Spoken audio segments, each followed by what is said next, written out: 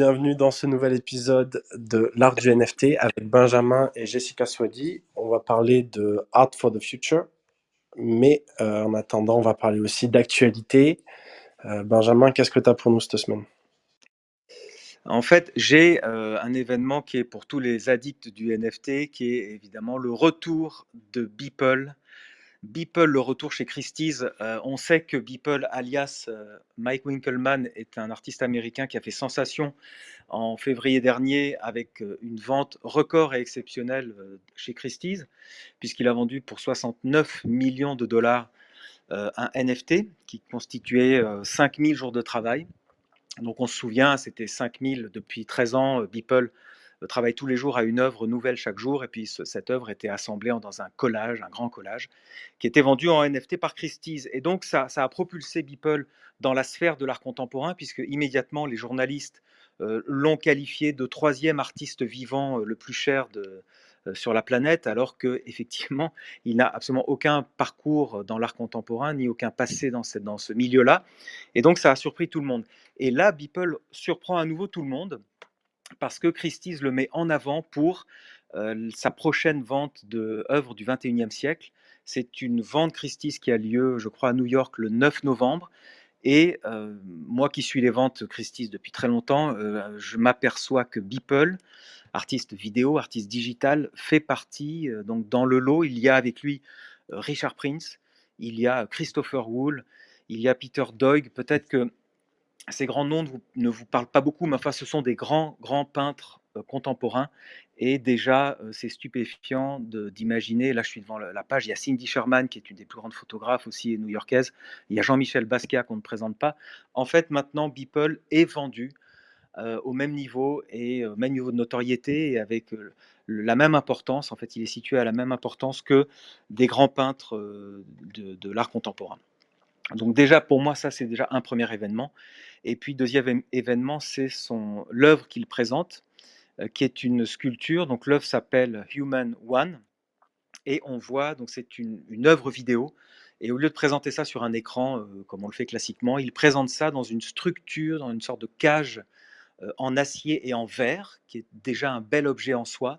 Ça fait un peu penser à ce que faisait Damien Hirst quand il exposait des morceaux de chair fraîche, enfin, ou des têtes de bœuf, ou des requins dans du formol, dans des grandes cages comme ça, en structure, en acier, avec des grandes vitres.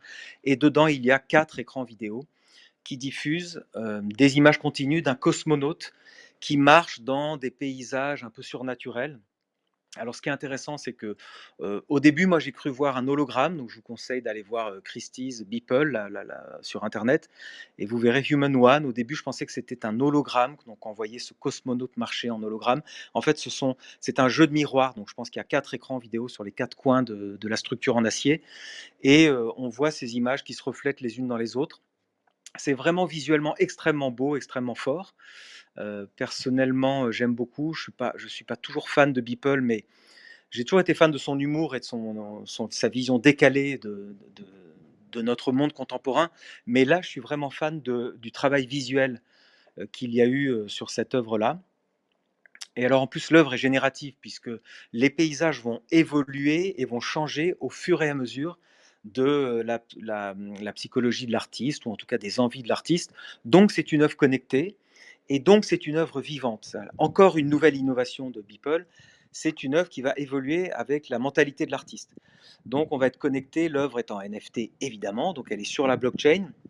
Et puis, bien sûr, dans le smart contract, je pense que certains le savent déjà, on peut coder son contrat pour que l'œuvre évolue selon les désirs de l'artiste dans le temps, et avec des évolutions souhaitées dès le départ par l'artiste. Autre chose qui m'ont intéressé pour finir sur cette actualité, c'est une fois de plus l'iconographie qui est utilisé par l'artiste Beeple dans les paysages. C'est-à-dire que j'ai vu certains des paysages qui ont été dévoilés, on les voit sur Telegram, enfin dans des groupes un peu d'initiés NFT. On voit d'autres paysages que ce qui est proposé d'habitude par Christie's.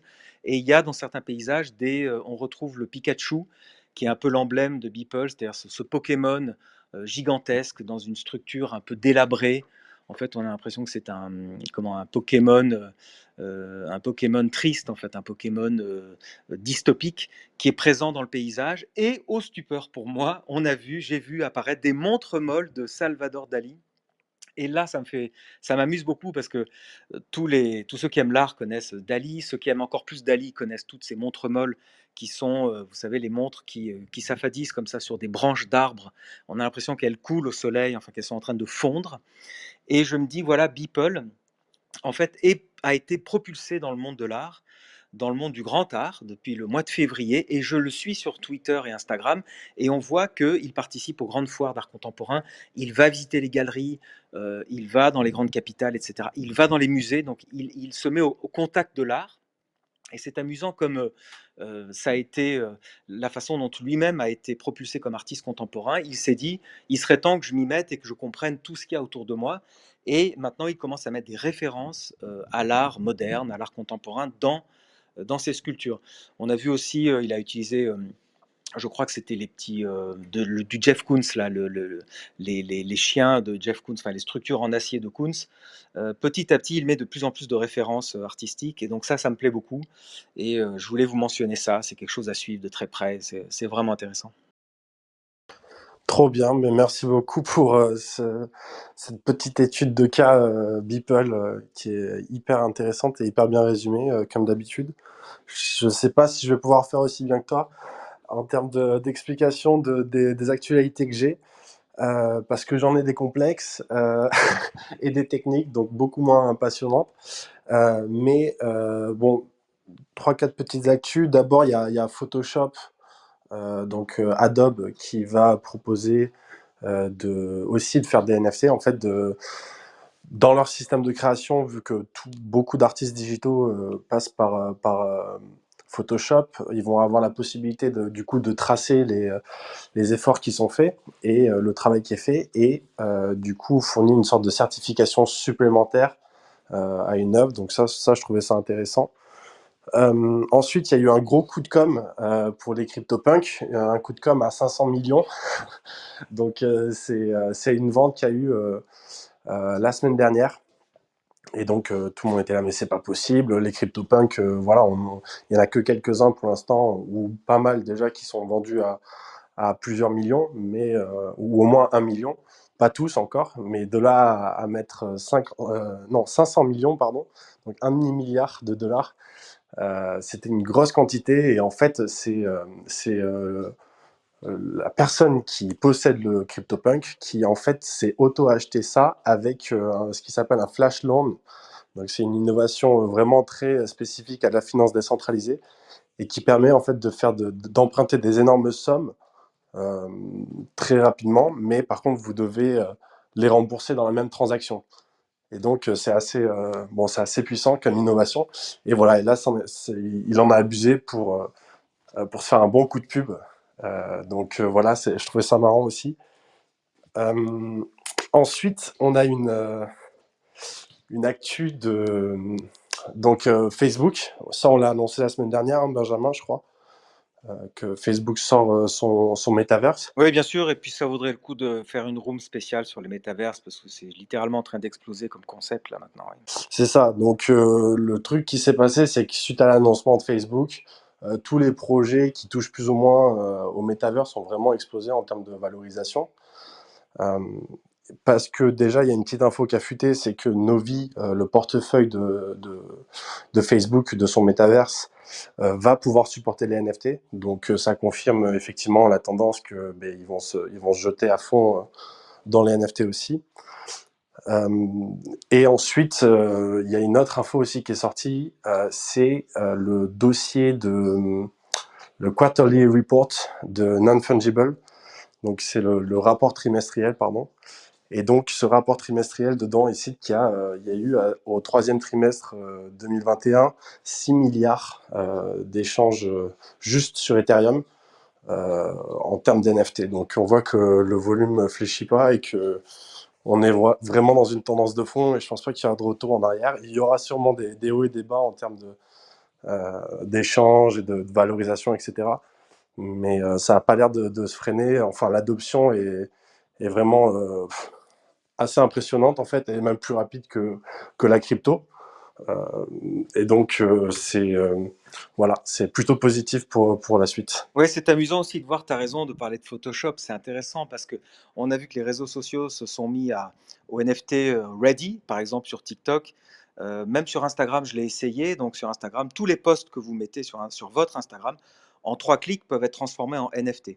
Et après, vous en faites la promotion sur une story, par exemple, et vous dites, bah voilà, la photo que j'ai mis en post, elle est en NFT, donc vous pouvez l'acheter 0,2 Ether, 0,1 Ether. Bon, enfin bref, en tout cas, c'est vraiment directement ready. Et je me suis dit, on peut aller encore plus loin. Effectivement, Photoshop s'est dit, mais les créateurs graphiques, quand déjà ils conçoivent une image dans Photoshop, et ben directement ils peuvent la mettre en NFT sans même passer par un réseau social, etc. Donc on est vraiment à la source là du NFT, des créateurs. Et en fait, on va chercher les créateurs pour leur dire tout ce que vous faites en digital peut être en NFT. Et c'est comme ça qu'on va y arriver, que l'adoption sera massive. Et alors, dernière chose, tu as raison sur les métaverses. Effectivement, comme c'est un univers virtuel, dans la vraie vie, quand on possède un stylo ou un ordinateur, on le touche, il est à nous. Mais dans le monde virtuel, on ne peut pas le toucher. Donc, pour être certain qu'il soit à nous, il faut qu'il y ait un NFT qui soit adossé à chaque objet que l'on rencontre dans un métaverse, que ce soit une voiture, un stylo, un concert, est-ce que je sais, des vêtements évidemment. Et donc absolument tous les objets qu'on va voir dans le métaverse seront des NFT. Donc c'est absolument incroyable. Ouais, bah après, bon, il y a des limites technologiques quand même. Enfin, Decentraland, qui est un projet vraiment sérieux, qui depuis 3 ans œuvre pour cette vision. On voit qu'il y a encore des limites techniques et assez puissantes, quoi, parce que bah, à l'heure actuelle, enfin voilà, il faudrait déjà qu'on soit tous équipés de casques virtuels, ce que je pense que Facebook va essayer de démocratiser. Et, euh, et ensuite, ça va être ouais, beaucoup plus de puissance, de pouvoir, je pense, d'ordinateur, de fluidité dans les NFT, parce que pour l'instant, on en est un peu loin, mais ouais, c'est voilà, c'est une bonne nouvelle pour l'écosystème et pas forcément une bonne nouvelle pour l'humanité, mais en tout cas, on va voir ce que ça donne. Je pense pas qu'ils vont gagner la bataille, mais on sait jamais. Non, ne sois pas pessimiste comme ça. On dirait que tu es dans des œuvres de Beeple, on dirait que tu es dans une dystopie. Non, non, il y aura il y a le meilleur et le pire dans chaque technologie. Mais de se dire qu'effectivement, on reparlera de Facebook, mais la neuvième entreprise du monde en termes de capitalisation qui décide d'abandonner le rêve du réseau social et de dire le rêve, ce n'est plus le réseau social qui nous rapporte des fortunes, mais le rêve, c'est le métaverse, effectivement, ça fait réfléchir, on est d'accord. Ouais. C'est ça. Bon, Benjamin, assez de suspense. Je pense que tout le monde dans la room est là pour entendre l'histoire de Jessica. Donc, bienvenue parmi nous, Jessica. J'espère que tu vas bien. Merci Florent. Écoute, déjà, merci de m'avoir invité. C'est super cool. Et ouais, ça va. Jessica, pour un peu de contexte, nous, on te connaît sans te connaître, du coup, parce qu'on t'a vu, ça fait plusieurs mois qu'on te voit dans nos rooms à chaque fois, et, sans jamais intervenir. Et l'autre jour, je voyais que ben, justement, tu entreprenais dans l'écosystème NFT, et donc ben, j'étais curieux d'entendre, et je pense que Benjamin aussi, après tous ces mois de suspense. Donc on était heureux d'entendre ton histoire. Donc bah, si tu veux peut-être te présenter un petit peu à notre auditoire déjà pour commencer. Ouais, alors je m'appelle Jessica, j'ai 30 ans et je suis basée en Finlande, à Helsinki. Et en fait, moi, j'ai commencé mon parcours en tant qu'artiste plasticienne. Donc, je suis passée par les Arts Déco de Strasbourg et j'étais en fait dans l'atelier de peinture de Daniel Schier. Et donc, j'ai reçu mon diplôme en 2015. Et après ça, j'étais plein d'enthousiasme. J'ai été invitée à des résidences en Asie, notamment la résidence Swatch à Shanghai. Donc j'y ai passé 6 mois. J'ai collaboré sur pas mal de projets. J'ai rencontré des directeurs de musées et tout. Et après ça, je me suis dit que grâce à cette super expérience, j'allais pouvoir collaborer avec des galeries, que ma carrière allait être lancée, etc. En rentrant, j'ai continué à participer à des expos, etc. Et 3 ans après, en fait, je me suis rendu compte que ouais, j'ai des super expériences, mais en fait, je suis jamais payée pour ce que je fais. Et donc, c'est à ce moment-là où j'ai eu une espèce de révélation. J'ai appelé mes camarades qui étaient avec moi aux Arts Déco et je leur ai demandé, comment ça se passait pour eux. Et en fait, c'était encore pire que moi. Il y en avait qui avaient, vraiment même pas d'expo, qui avaient 2 jobs en même temps, qui avaient à peine, le temps de travailler sur leur, pratique artistique. Et moi, je trouvais ça quand même assez dingue parce que le concours, pour entrer aux arts déco est super dur. Moi, je l'ai passé 2 fois et en plus de ça, on doit rédiger, une thèse, enfin, c'est un master et je me suis dit quand même, c'est bizarre, on va en école d'art et on nous forme pas du tout pour la suite et en fait, c'est à ce moment-là que je me suis dit: «Bah, en fait, je vais créer ma start-up». Et pour ce faire, bah, j'ai fait une école de commerce. J'ai fait le SCP, c'était un cursus, entre Venise et Paris et c'était donc un master en management culturel et après ça, je suis venue m'installer, en Finlande parce que, j'avais envie de partir de Paris. Je sais que c'est une ville, que beaucoup de personnes aiment, mais moi je trouve que c'est une ville assez enfin, je trouve qu'il y a des ondes vachement négatives, en tout cas pour moi et j'avais vraiment envie d'aller à l'international et Helsinki, c'est vrai que c'est une super, ville, en tout cas pour les startups dans la tech et voilà, je suis venue m'installer ici. J'ai passé le concours, pour entrer dans un accélérateur, tech, assez, reconnu ici, en tout cas en Finlande, et comme mentor, il y a par exemple, le CEO de Supercell et cetera. Donc des super personnalités, en tout cas, du monde des startups de la tech, que j'ai pu rencontrer en face à face, avec qui, j'ai pu parler de mon projet et en fait, après, ce mois assez intensif, j'ai créé ma boîte. J'avais mon minimum viable product, qui était prêt. Mais à ce moment-là, en fait, je pensais pas du tout, aux NFT. Donc l'idée de ma startup, Art from Future, c'était justement de connecter les jeunes artistes avec les nouveaux acheteurs que sont les millénials.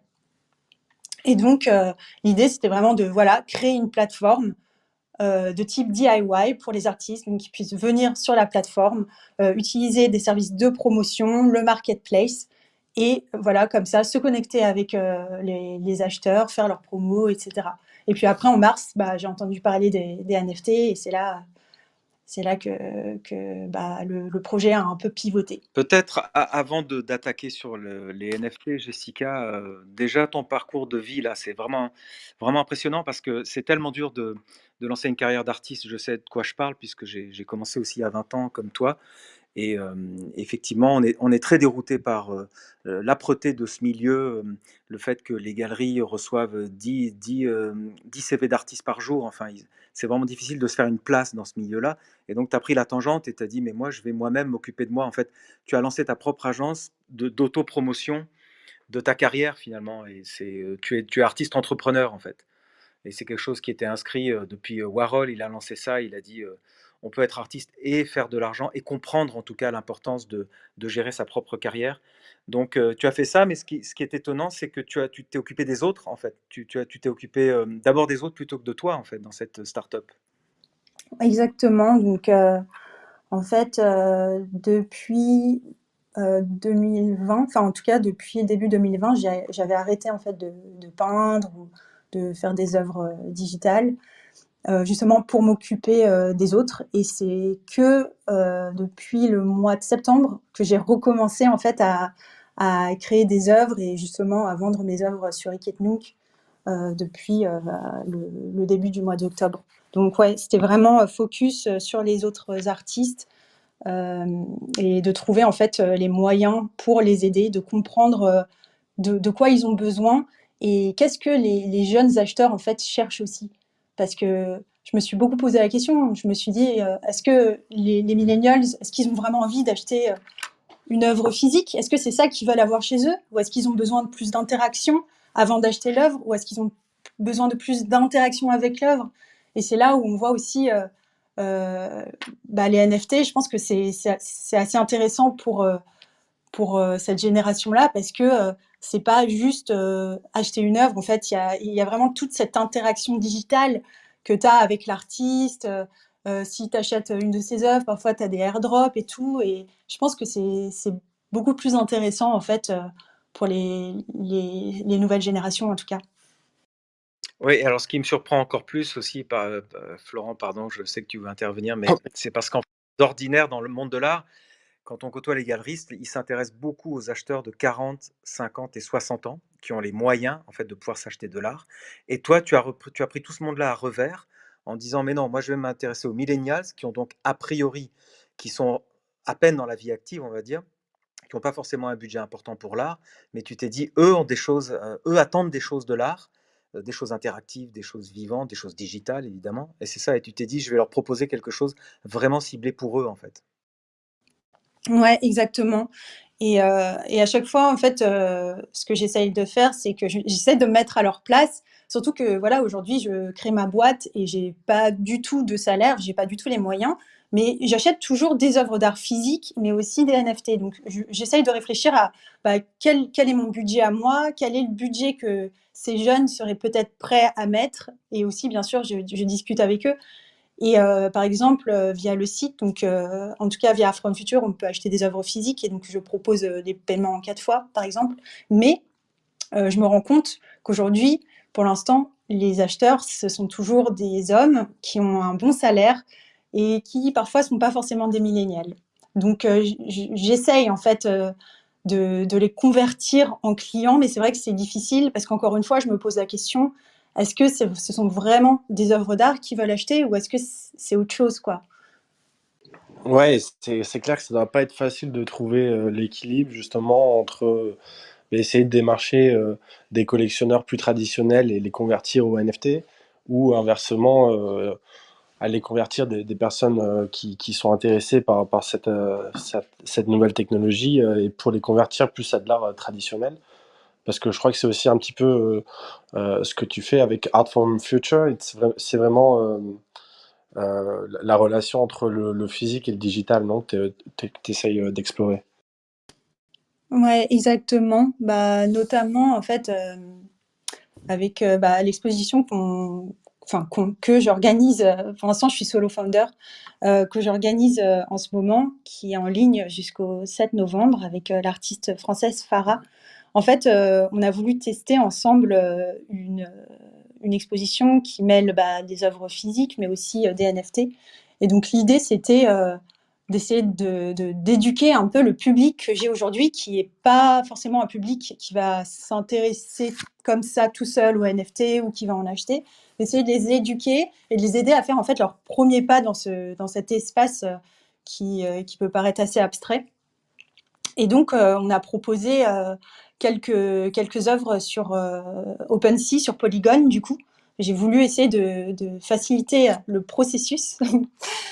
Et du coup, ce qu'on fait, c'est qu'on fait une exposition donc pour le drop NFT en 2 temps. Donc, il y avait le premier drop avec quelques œuvres au tout début de l'expo. Et on a laissé en fait le deuxième drop pour le dernier week-end. Donc, en gros, ce qu'on voulait faire, c'était laisser le temps aux gens de se familiariser avec les NFT, de lire nos newsletters, de se créer un wallet, d'essayer de comprendre un peu comment ça marche pour pouvoir participer au dernier drop et pouvoir recevoir les surprises qu'on va donner.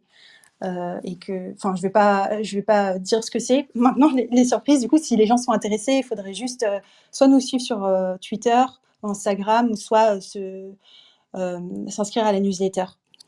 Et voilà, ouais, vraiment, ce que j'avais envie de faire, c'est d'aider ces artistes traditionnels à rentrer dans l'espace NFT et en même temps faire entrer les potentiels acheteurs. Trop bien, trop bien, mais ouais, moi, je voudrais revenir un petit peu sur justement ton expérience entre solo founder. Donc, tu es toute seule sur le projet. Où est-ce que déjà tu as trouvé la motivation de te lancer et le courage aussi de partir dans une ville aussi chère, enfin dans un pays aussi cher et sans avoir de salaire, tout ça, ça demande quand même pas mal de courage. Et deuxième petite question bonus, est-ce que du coup tu cherches à t'associer et c'est parce que tu trouvais pas forcément de co-founder que tu t'es lancé toute seule ou raconte-nous. Ouais, alors bah, déjà quand j'ai fait l'école de commerce, l'ESCP, je me suis dit que j'allais trouver un co-founder à l'école. Et en fait, pas du tout, parce que les profils qui étaient là-bas, c'était pas du tout des profils d'entrepreneurs. C'était vraiment des gens qui voulaient trouver un travail dans un musée ou autre. Donc c'est pas grave. Et du coup, ben au départ, j'ai un peu hésité. Donc, quand je suis venue en Finlande, les premiers 8 mois, j'ai travaillé en tant que freelance. Donc, je travaillais pour un marketplace de vente d'œuvres d'art d'artistes finlandais, en fait. Du coup, je les ai aidés pour les ventes B2B, etc.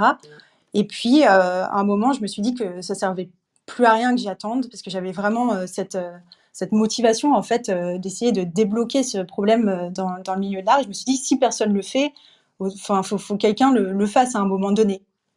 Et du coup, je me suis dit que j'avais rien à perdre. De toute façon, j'avais pas de salaire, j'ai pas d'enfant, enfin, vraiment, j'ai rien à perdre. J'ai essayé de trouver des bourses que j'ai reçues ici et qui m'ont aidé en fait à, euh, à commencer mon projet. Et si je suis solo founder, c'est que j'ai pas encore trouvé la personne qui pourrait être complémentaire à mes skills en fait. C'est-à-dire qu'il y a pas mal de personnes avec qui je collabore, notamment Marie-Odile Fallet, qui s'appelle Imagine-moi sur Instagram, c'est une influenceuse. Donc elle va m'aider pour le côté promotion des artistes, donc elle va les coacher, elle va les aider. Mais par contre, j'ai toujours pas trouvé quelqu'un qui a vraiment le profil plutôt business development ou tech pour pouvoir à un moment donné lever des fonds pour vraiment construire la plateforme finale. Parce que pour l'instant, c'est un site que j'ai créé sur Shopify, donc c'est pas vraiment le produit final en tout cas. Donc si jamais il y a des gens ici qui sont intéressés, n'hésitez pas après à m'envoyer un message. Hein. Yes, ben, j'espère que tu pourras trouver grâce à nous, ça serait un véritable plaisir.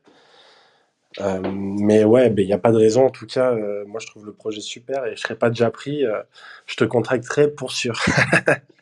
Merci. Mais il y a donc, si j'ai bien compris, sur Shopify, donc il y a aussi une marketplace à vocation purement commerciale, donc où on peut acheter, j'imagine, enfin je suis en train de checker, mais on peut acheter des œuvres physiques et des œuvres digitales en NFT sur ta marketplace. Du coup, quand tu cliques pour acheter des NFT, ça va te renvoyer sur OpenSea. Euh, En fait, je crois que Shopify est en train de mettre en place la possibilité de vraiment, je crois même minter des œuvres directement sur Shopify, mais je crois que ça se fait qu'aux États-Unis et ils sont encore en phase test. Donc, quand quelqu'un veut acheter, il va tomber sur le profil de l'artiste sur le marketplace décentralisé pour les NFT. Ouais, effectivement, Shopify sont en plus en R&D, période de test. Mais après, c'est vrai qu'OpenSea, là où ils ont été très bons dès le début, c'est qu'en fait, ils ont fourni des outils pour justement les développeurs puissent facilement intégrer les flux d'OpenSea, enfin les API d'OpenSea, et donc d'intégrer potentiellement une marketplace sur les sites. Donc voilà, ça demande quand même un développeur, mais, euh, mais ouais, c'est là où ils ont été forts. Ouais, il y a aussi, donc tu parles de Figital, donc on est d'accord que tu parles d'œuvres physiques et digitales, ou parfois des œuvres physiques qui sont exprimées en digital, etc. J'ai remarqué qu'il y a aussi une esthétique particulière sur Art from Future, donc qui est ta plateforme. Est-ce que tu as défini toi-même une ligne éditoriale, enfin un fil rouge créatif qui est de respecter certains codes graphiques, certains codes artistiques avec des couleurs, je vois dans les tons pastels, etc., ou une esthétique très léchée, on va dire, extrêmement digitalisée d'ailleurs, effectivement. On retrouve ça dans des univers digitaux. Est-ce que tous tes artistes suivent cette ligne, enfin, cette ligne esthétique, ou est-ce que c'est le hasard un peu? Euh, bah, Déjà, le site, j'ai essayé de faire en sorte qu'il ressemble un peu au compte Instagram que j'ai fait. La ligne éditoriale, c'est fait exprès. Et par contre, tous les artistes de la plateforme ne rentrent pas forcément dans cette ligne éditoriale-là. Il y en a quand même pas mal, de type Ala, Tawil, Lorama, Farah.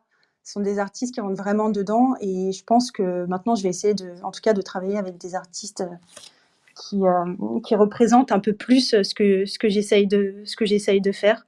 Mais voilà, l'idée, c'est de faire penser au côté innovation technologique, mais aussi le côté un peu millénial avec les couleurs pop, etc. Ouais, c'est ça, les couleurs, ouais, les couleurs pop assez vives. Et puis il y a beaucoup de femmes aussi. Est-ce que c'est ta volonté de proposer aux créatrices d'être plutôt mise en avant sur ta plateforme? Ou est-ce que ça aussi, c'est un petit peu le hasard des rencontres? Ouais, alors c'est carrément le hasard des rencontres. Il y a beaucoup plus de femmes, en fait, qui m'envoient leur, portfolio. Et après, enfin, je suis assez contente parce que c'est vrai que j'ai aussi envie de mettre, les femmes en avant dans le monde de l'art et surtout dans le monde des NFT, mais c'est vraiment un pur hasard. Je compte pas, enfin, je me dis pas qu'il faut que je recrute plus de mecs que de filles, en tout cas. Trop bien. Je suis désolé, j'ai un peu de bruit derrière moi. Mais ok, donc c'est vraiment à chaque fois quand tu sélectionnes les artistes, c'est vraiment plus ouais, des rencontres, des feelings. Je veux dire, il n'y a pas de. Enfin, par rapport à ce que tu nous disais au début, où l'idée c'est vraiment d'aider n'importe quel type d'artiste. Là, par contre, sur ta plateforme, ça va être vraiment plus les artistes que tu as sélectionnés toi, c'est ça? Ouais, voilà, il y a toujours une sélection, donc il y aura des artistes qui vont m'envoyer leur portfolio. Il y a un Google Form, à remplir et ce que je regarde beaucoup, en fait, c'est pas tellement l'école, ou même limite les expériences. Ce que je regarde, c'est, ben, la motivation de l'artiste, où il se voit, dans les prochaines 5 ou 10 années. Parce que travailler avec des artistes qui sont pas motivés, ça sert à rien. Ça me fait perdre mon temps, ça fait perdre leur temps aussi. Et puis voilà, je cherche aussi des artistes qui sont aussi intéressés par ce côté NFT parce que moi j'y crois vraiment beaucoup. Je pense que ça va aider beaucoup d'artistes à se connecter avec des collectionneurs et vraiment peut-être même à vivre de leur art. Et du coup, c'est quand même curaté. Et pour l'instant, il n'y a pas énormément d'artistes justement parce que je suis seule, à m'occuper de tout ça. Donc c'est vrai que c'est difficile d'en faire rentrer, beaucoup en même temps, sachant que, bah, c'est moi qui dois, mettre leur profil en ligne, et cetera à chaque fois. Mais, vraiment, c'est la motivation de l'artiste, qui est le plus important en tout cas pour moi, aujourd'hui, quoi. Ok, trop bien. Et du coup, est-ce que tu peux nous parler un petit peu de ton déclic avec les NFT, justement, parce que t'entreprenais avant justement de découvrir ce que c'était, et qu'est-ce qui t'a fait te dire, putain, ça c'est l'avenir, justement, et il faut que je fasse partie de ce mouvement. Ouais, bah, en fait, déjà, j'ai trouvé que l'idée, l'idée en soi était hyper cool. De c'est un peu bête ce que je veux dire, mais de couper les intermédiaires, sachant que moi, de toute façon, aujourd'hui, je suis toujours un intermédiaire. Je pense que de toute façon, les artistes, ils auront toujours, en tout cas pour l'instant, besoin d'un intermédiaire, que ce soit, pour, le marketing ou autre. Et en fait, moi, ce que j'ai fait, c'est que je suis allée tester un peu le truc, toute seule, quoi. Je suis allée acheter des NFT.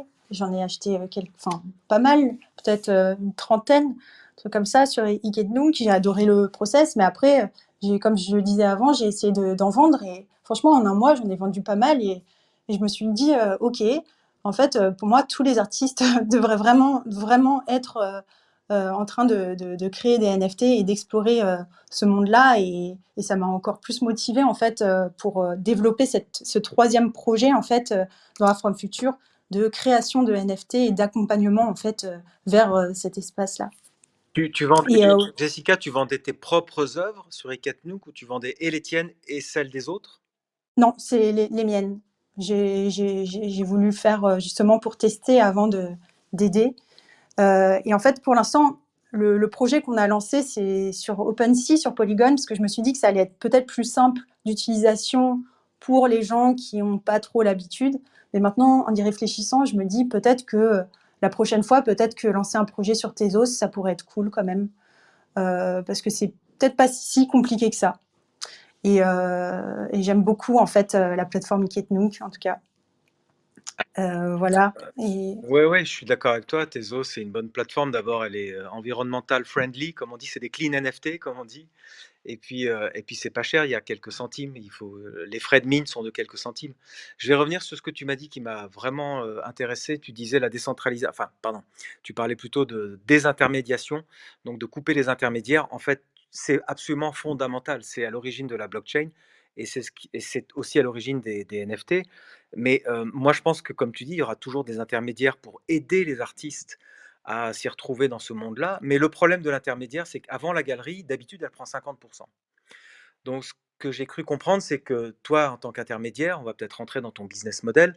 J'imagine que tu prends un pourcentage, mais évidemment pas 50% comme une galerie le fait d'habitude. Enfin, à moins que je me trompe, mais j'imagine que toi, tu es un intermédiaire soft, en fait.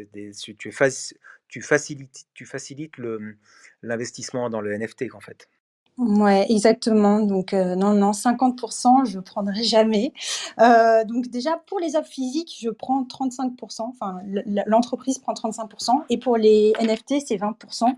Et bien sûr, simplement sur la première vente. Après, c'est l'artiste qui touche tout sur les secondes ventes. Et je pense que dans l'évolution du projet, moi, ce que j'aimerais, serait vraiment de baisser les commissions sur les ventes et de pouvoir offrir en fait une plateforme de service, tout simplement, avec voilà, qui coûterait pas très cher, avec un abonnement par mois que les artistes pourraient utiliser justement pour voilà, accéder aux services de promotion, au marketplace et puis aux services de création de NFT. C'est comme ça que je le vois, en tout cas, peut-être dans 5 ans. Ouais, non, non, mais plutôt que ça, à mon avis, parce que ouais, dès l'année prochaine, tu auras beaucoup de demandes d'artistes traditionnels, à mon sens, qui ne savent pas comment basculer vers le digital, ou en tout cas comment adapter leur création physique vers du digital pour faire des œuvres digitales, comme on dit maintenant. Et j'avoue que c'est pas mal comme mot, j'aime bien. Mais donc tu vas mettre ça en place, tu vas staffer, quoi. Tu vas prendre des designers, des graphistes, etc. à terme, hein, j'imagine, et fonder une équipe pour aider les créateurs à proposer des NFT, c'est ça? Exactement. C'est vraiment, la prochaine étape. Là, j'ai d'ailleurs, en fait, reçu une bourse culturelle, en Finlande de quelques milliers d'euros, et je pense que je vais déjà commencer par prendre un stagiaire pour 6 mois et aussi l'utiliser pour, en fait, justement créer une, une exposition digitale l'année prochaine. Donc ce sera une exposition qui mêlera, bah, NFT en physique et aussi des œuvres, bah, des œuvres, traditionnelles quoi, des œuvres physiques dans le même espace. Donc en fait, j'aimerais vraiment, pouvoir faire en sorte que les gens puissent expérimenter une grande salle avec des écrans, mais aussi des œuvres physiques qui sont là en résonance avec ce qu'il y a sur les écrans. Et surtout, à Helsinki, je trouve c'est intéressant parce que c'est une ville qui est beaucoup moins riche culturellement, en tout cas que la France. Et les NFT, on n'en entend pas du tout parler. Et je me suis dit que ça pouvait être super intéressant aussi pour en fait accroître la marque personnelle de Art From Future et d'attirer en fait potentiellement des nouveaux clients, peut-être même des millénials qui seront intéressés par les NFT et voilà, de les convertir en collectionneurs. Ouais, c'est génial, ça. J'y crois beaucoup à ça, la complémentarité entre le physique et le digital. Je trouve ça vraiment génial. J'aimerais en profiter pour dire à tout le monde, tous ceux qui nous écoutent, que vous pouvez lever la main. On vous accueille volontiers sur scène et on vous donne le micro pour si vous avez des questions pour Jessica. Et moi, j'ai encore une question concernant la crypto. Alors, je ne sais pas si à Helsinki, ils sont crypto-addicts, mais je sais en tout cas que pour naviguer agréablement et facilement dans les NFT, Jessica, j'imagine que forcément tu navigues dans les cryptos et que tu es à l'aise avec les Ethers, avec les Tezos apparemment, évidemment. Est-ce que tu vas aussi conseiller tes créateurs, enfin tes artistes, dans la gestion de leur actifs quand ils vont gagner des Tezos, gagner des Ethers? C'est une bonne question. Pour l'instant, j'avoue que les Ethers, j'en ai pas trop parce que j'achète rien sur Ethereum justement parce qu'il y a les gas fees et que, bah, encore une fois, en tant que founder, sans salaire, bah, je peux pas me permettre d'acheter des NFT qui coûtent trop cher. Donc, pour l'instant, c'est vraiment, Tezos, quoi. Et ce que tu dis, parce que c'est hyper intéressant parce que c'est quelque chose à laquelle je pensais récemment. Et je pense que oui, il va bien sûr falloir développer ce côté-là parce que imaginons qu'un artiste vende beaucoup, je pense qu'à un moment donné, il va se poser des questions bah, de qu'est-ce qu'il va faire avec ses cryptos, comment gérer tout ça, etc. Et ouais. Oui, c'est intéressant parce qu'effectivement, tu as un rôle de galeriste, on va dire, donc de curatrice, mais de galeriste, puisque on a parlé d'argent, et après tout, il y a des business models derrière tout, évidemment. Et donc, tu vas prendre un rôle de conseils financiers aussi. Parce que tu vois, on en parlait dans cette room, ici, dans ce podcast, avec César Piette, qui est un artiste qui est exposé par Almin Reich, une grande galeriste, qui vend des NFT de ses artistes sur Foundation. Et on voyait bien qu'elle a impliqué ses artistes, ce qui est génial, mais apparemment, certains artistes n'ont pas encore de wallet, n'ont pas encore fait la démarche d'accepter des crypto-monnaies. Donc c'est la galeriste qui gère aussi leur portefeuille virtuel, enfin leur portefeuille crypto, et ça pose des problèmes, ça pose des questions en tout cas sur l'intervention d'une galerie qui déjà gère, déjà prendre 50% sur le travail, qui gère tout le fichier client et qui en plus pourrait à terme gérer les revenus des NFT aussi. Donc nous ici à chaque fois avec Florent, on pousse les artistes, les créateurs à s'intéresser vraiment à cet aspect-là financier, crypto, parce que il faut savoir gérer ce qu'on gagne avec les NFT en fait. Ouais, ouais, c'est hyper intéressant. Je l'ai écouté cet épisode. Je me souviens qu'il disait qu'il avait plein de cryptos, mais qu'il savait pas quoi en faire. Et bah, déjà, la différence, je pense que peut-être que Almin Reich, elle a, ils ont fait comment? Ils ont minté à travers le profil de la galerie, c'est ça? Parce que, en tout cas, les artistes avec qui je travaille, ils mintent eux-mêmes, donc je leur explique comment faire. Par exemple, sur Polygon, j'explique exactement, enfin, quel est le processus. S'ils doivent le faire sur Tezos, je leur dirais, enfin, je leur expliquerai comment. Et, euh, et du coup, moi, je gère pas du tout leur wallet, hein. Mais après, effectivement, comme tu le dis, Benjamin, je pense qu'à un moment donné, quand ils vont vendre pas mal, ils vont se demander ce qu'ils vont faire avec cet argent. Et puis, je pense qu'il y a aussi l'histoire de taxes, etc. Et il faudrait que je m'y plonge, en fait. Mais en fait, surtout le point le plus essentiel, je pense, pour lequel, enfin la raison pour laquelle les artistes doivent absolument avoir leur propre wallet, c'est surtout pour les royalties en fait. Parce que potentiellement, les royalties, elles sont à vie. Et donc, c'est pas dit que vous bossiez pour toujours avec votre galerie, avec un intermédiaire ou quoi que ce soit. Donc, c'est important qu'ils aient le contrôle sur leurs propres fonds, même si voilà, ils s'entendent très bien, même si enfin moi aussi je suis confronté à ce problème par rapport aux artistes qui du coup sont vraiment veulent juste peindre et sont pas vraiment tech savvy. Et donc ben, il faut quand même faire l'effort parce que ouais, le risque c'est que effectivement la galerie du coup soit responsable et continue à toucher des royalties à vie, alors que ben, logiquement ça devrait être à l'artiste et jamais à la galerie quoi. Ouais, Et carrément. non, vas-y, je t'en prie. Non, non, carrément, moi je suis tout à fait d'accord avec toi. Et c'est vraiment honnêtement pour ça que j'avais pas envie enfin, de me positionner, en tout cas dans le monde des cryptos, comme le label Art from Future qui va minter les œuvres des artistes. Moi, je leur dis, bah, c'est à toi de minter. Moi, je prends, dans le contrat, c'est écrit, Art from Future prend la commission sur la première vente et après, tout revient à l'artiste, enfin, toutes les royalties, toutes les secondes ventes, etc. Tout ça revient à l'artiste et après, ça ne me concerne plus en tout cas. Moi, vraiment, ma mission, c'est de les aider à rentrer dans cet espace. Et bien sûr, il faut que je me rémunère, que je fasse rentrer de l'argent dans l'entreprise, donc sur la première vente, et puis après, voilà. Oui, Florent a raison de préciser ça. Effectivement, les royalties, c'est un événement, enfin, c'est carrément fondamental dans les NFT, sachant qu'on pourrait faire vraiment un podcast dédié à ça, parce qu'on sait que les royalties ne sont pas interopérables. En fonction des plateformes, sur Iketnook, tu ne retrouveras pas tes royalties sur, a priori, d'autres places de marché, mais ça, c'est un autre sujet. Mais en tout cas, ça permet de faire prendre conscience à l'artiste qu'il doit absolument gérer lui-même son wallet. C'est bien, Jessica, ce que tu fais, d'inciter les artistes à comprendre techniquement l'intérêt et l'importance d'avoir son propre portefeuille, son propre wallet sur son ordinateur et de comprendre comment on mint, donc comment on place les NFT soi-même sur les places de marché NFT. Ça, c'est vraiment une très bonne démarche. Donc j'en profite pour dire à tous ceux qui veulent intervenir que avec grand plaisir, on vous accueille, vous levez la main et on vous accueille sur scène pour interroger Jessica. Et juste une question, Jessica, tu en es où a priori dans on va dire, la roadmap, comme on dit dans la crypto? Donc dans l'avancement de ton projet, là, il est pour l'instant en création, enfin, il marche déjà assez bien pour toi, ou est-ce qu'il doit prendre une ampleur plus importante là, dans les mois qui viennent? Ouais, bah, je dirais que je suis encore assez early stage. Je pense que c'est aussi dû au fait, que en fait, j'ai lancé en mars, 2021, donc il y a pas très longtemps et je suis seule, donc tout va lentement.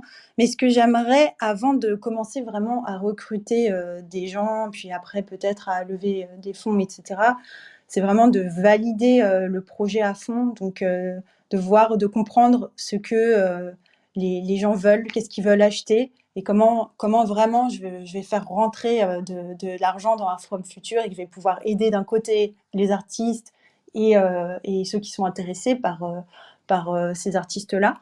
Et puis, j'espère que, en tout cas, en début d'année prochaine, que je pourrai commencer à recruter des gens dans le projet. Et puis, pourquoi pas après, vraiment aller lever des fonds. Je sais qu'il y a quelques investisseurs ici qui sont assez intéressés, en tout cas, par le projet. Et donc, voilà, je pense que ça va se faire peut-être d'ici 1 an et demi, en tout cas pour lever des fonds et vraiment construire la plateforme. Mais mon ami Florent est un spécialiste de la levée de fonds pour start-up parce que lui-même a une start-up qui s'appelle Walkanda, on en a beaucoup parlé, qui propose du street art en NFT.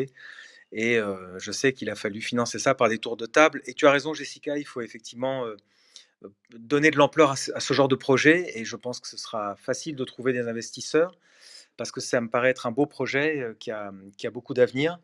On a Raphaël Doucan qui est là maintenant, qui souhaite intervenir. Donc, Raphaël, bienvenue, je te fais monter sur scène. Et juste, Et désolé, ouais, juste avant que Raphaël intervienne, qui au passage sera notre invité de la semaine prochaine, s'il nous confirme. Juste, ouais, non, j'ai pas encore levé de fonds, Benjamin, donc c'est gentil de me dire l'expert, mais c'est pas encore le cas, donc dans quelques mois, j'espère. ok, j'en suis. Raphaël, c'est à toi, on t'écoute. Bonjour tout le monde. Bonjour Jessica, bravo pour déjà ce que tu fais, c'est hyper intéressant. Moi j'avais une question sur Polygon. Est-ce que tu penses pas que c'est un frein? En fait, moi je viens de lancer une collection sur Polygon également et j'ai remarqué que c'est assez complexe pour les collectionneurs de créer un wallet sur Polygon parce qu'il y a il y a le bridge, etc.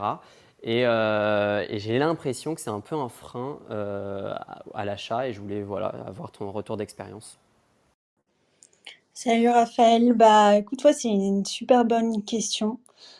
Euh, En fait, moi, je pense que Polygon, c'est bien pour les gens qui n'ont pas d'Ether et qui vont en fait passer par MoonPay pour acheter les œuvres. Donc, tu n'as pas besoin d'avoir en tout cas d'Ethereum Polygon dans ton wallet. Tu peux acheter directement via MoonPay. Je ne sais pas si tu as essayé en tout cas de faire ça. Mais c'est vrai que c'est compliqué à partir du moment où la personne va acheter des polygones, va les mettre sur son wallet et va vouloir les bridger, parce que du coup, ça va coûter super cher. Et j'ai eu ce petit souci en fait avec un client qui voulait acheter un NFT de Farah et qui en fait m'a dit que bah, c'est un peu dommage parce que les gas fees sont ultra chers et que du coup, il allait pas bridger parce que ça allait lui coûter encore plus cher que ce qu'il a converti, quoi. Donc, pour te répondre, je pense que ça peut être un frein, mais ça peut aussi faciliter la tâche pour en tout cas ceux qui ont jamais acheté de NFT. Ouais, c'est hyper intéressant, mais j'avais pas pensé à MoonPay, mais c'est vrai que c'est un bon moyen, en tout cas pour tout ce qui est marketing. Moi, j'ai un petit tips pour ça. Enfin, en tout cas, le hack que j'ai trouvé pour éviter de payer les gas fees du bridge, c'est d'acheter des Matic depuis MetaMask enfin, on peut acheter depuis MetaMask avec notre carte de crédit. Mais bon, voilà, il faut expliquer à tout le monde, quoi. Donc, c'est un onboarding que je trouve un peu complexe. Et voilà. Ouais, ouais, t'as raison. En fait, l'artiste Farah avec qui je travaille m'a dit de faire la même chose, mais j'ai renvoyé du coup cette info au client et apparemment il n'a pas réussi. Mais bon, peut-être qu'il a pas su le faire. Mais encore une fois, je pense que du coup, ce que tu dis, c'est hyper intéressant parce que c'est vrai que si tu as quelqu'un qui est intéressé, qui essaie d'acheter, à un moment donné, il va perdre patience et puis il va lâcher l'affaire.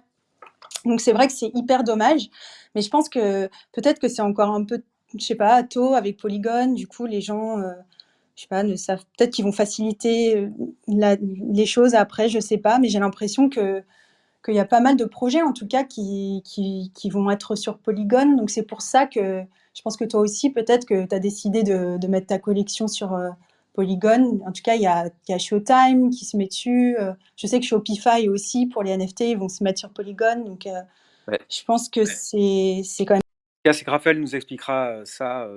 Il est notre invité la semaine prochaine. Mais en revanche, Jessica, ce que tu dis est intéressant, mais je pense que la tendance de marché, à mon avis, que je vois, c'est plutôt que les galeries et les places de marché ou les gens comme toi vont plutôt proposer aux collectionneurs de gérer pour eux un portefeuille. C'est-à-dire que c'est Nifty Gateway qui a commencé l'année dernière, et moi, mes premiers NFT, je les ai achetés en carte de crédit sur Nifty, parce qu'évidemment, au début, exciter un collectionneur en lui disant il y a des œuvres intéressantes, mettez-vous digital, mettez-vous NFT. Et en plus, il faut lui expliquer comment télécharger un MetaMask, comment charger de la crypto dessus. C'est extrêmement complexe et ça peut le décourager. Donc la tendance, à mon sens, mais j'aimerais avoir ton avis là-dessus, c'est que les galeristes ou les places de marché ou les gens comme toi, les intermédiaires comme toi ou nous, on va leur proposer de nous-mêmes créer un wallet pour eux et de prendre leur carte de crédit, tout simplement. Et de leur dire, votre NFT, il est sur un wallet custodial, donc il est chez nous, mais le jour où vous êtes prêt, le jour où vous avez un MetaMask sur votre ordi, alors évidemment, on vous transfère le token en un clic, quoi. Ouais, c'est intéressant. Après, je pense qu'il faut que la personne ait vraiment confiance, confiance en nous pour faire ça. Mais je trouve que encore une fois, bah, ça va encore limiter la barrière d'accès, en tout cas à l'achat du produit final qui est le NFT. Parce que enfin, c'est ça qui est un peu dommage.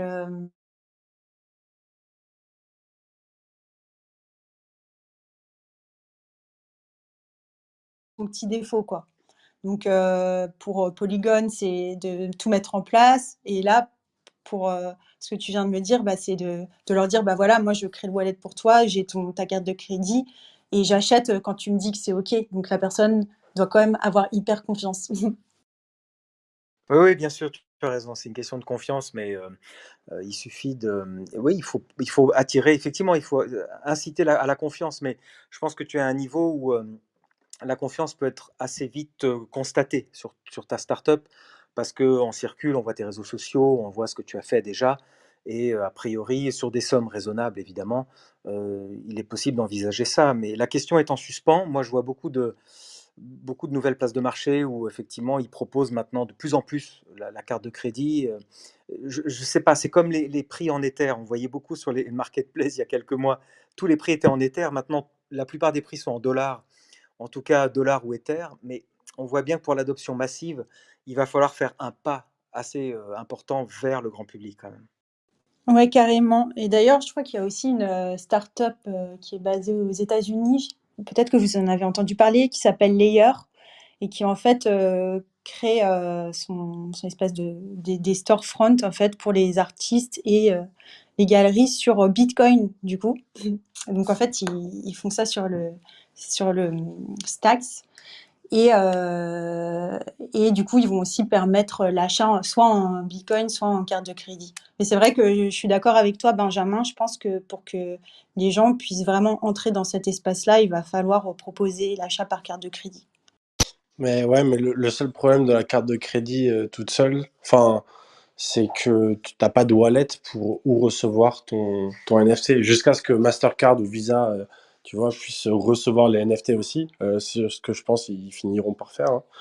Mais jusqu'à ce moment-là,